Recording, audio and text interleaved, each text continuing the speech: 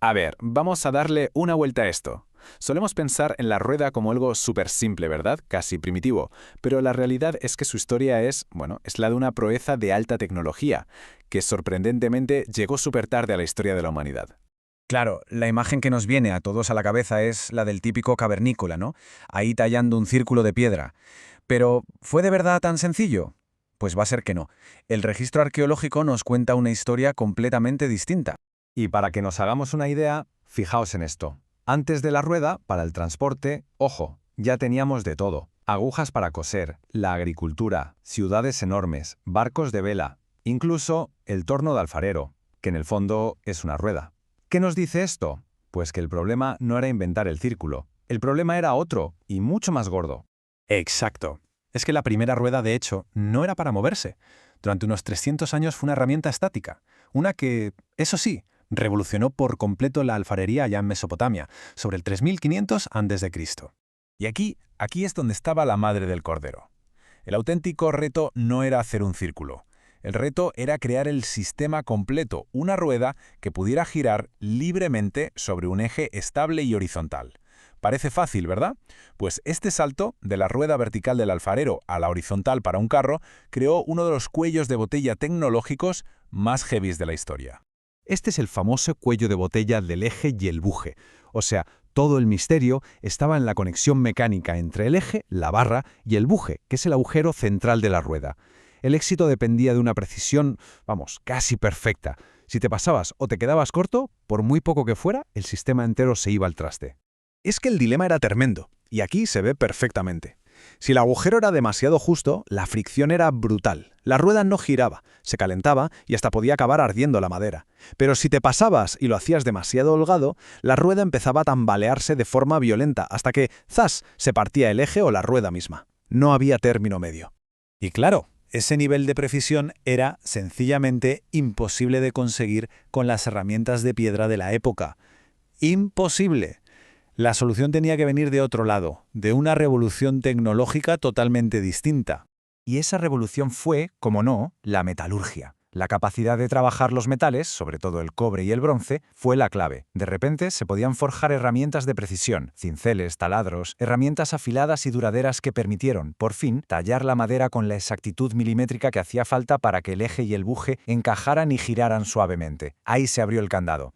Y la prueba la tenemos en hallazgos arqueológicos increíbles, como esta rueda encontrada en Eslovenia que tiene, ojo, más de 5000 años. Que se dice pronto, el hecho de que apareciera tan lejos de Mesopotamia demuestra que, una vez que la metalurgia dio con la solución, la tecnología se extendió por toda Eurasia como la pólvora. Pero, a ver, si la rueda fue un cambio tan brutal, ¿por qué no la adoptó todo el mundo? Y esto nos lleva a un puzzle histórico de los que molan, de verdad. La gran pregunta es ¿por qué no había carros en la América precolombina?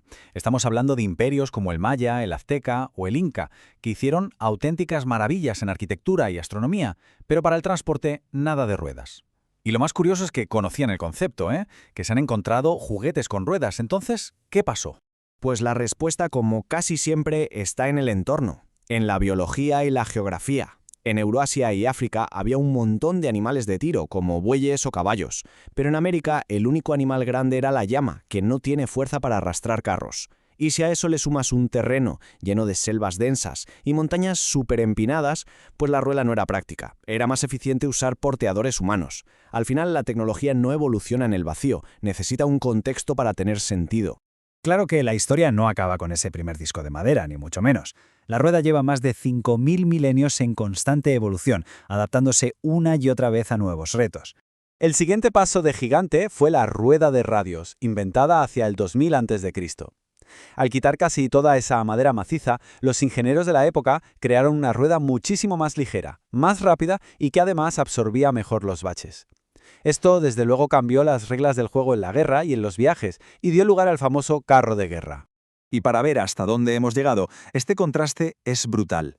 Pasamos de la rueda de madera de fresno y roble diseñada para las llanuras de la Tierra hace 5000 años a la rueda del rover de la NASA en Marte. Una rueda hecha con una aleación de níquel-titanio con una estructura de malla metálica, pensada para las rocas de otro planeta. Y es que lo de esta rueda es pura magia. El material se llama nitinol y es una aleación con memoria de forma. Está tejida como si fuera una cota de malla medieval. Esto le permite deformarse por completo al pasar sobre una roca afilada, pero es que luego, al instante, recuerda su forma original y vuelve a ser un círculo perfecto, sin sufrir daños, sin pinchar, inmune a todo. Es una pasada. Al final, la historia de la rueda es el mejor ejemplo de cómo funciona el progreso humano. Es una cadena continua de problemas y soluciones que se extiende a lo largo de 5.500 años. Nunca fue un solo invento, sino una mejora constante que nos ha llevado de la madera al caucho y de ahí a estas aleaciones inteligentes. Lo increíble es que este invento, uno de los más antiguos de la humanidad, sigue hoy en la vanguardia de la ingeniería reinventándose para llevarnos literalmente a otros mundos. Y la pregunta que queda en el aire es, después de 5.500 años, ¿cuál será el próximo material, el próximo desafío que defina la siguiente generación de la rueda?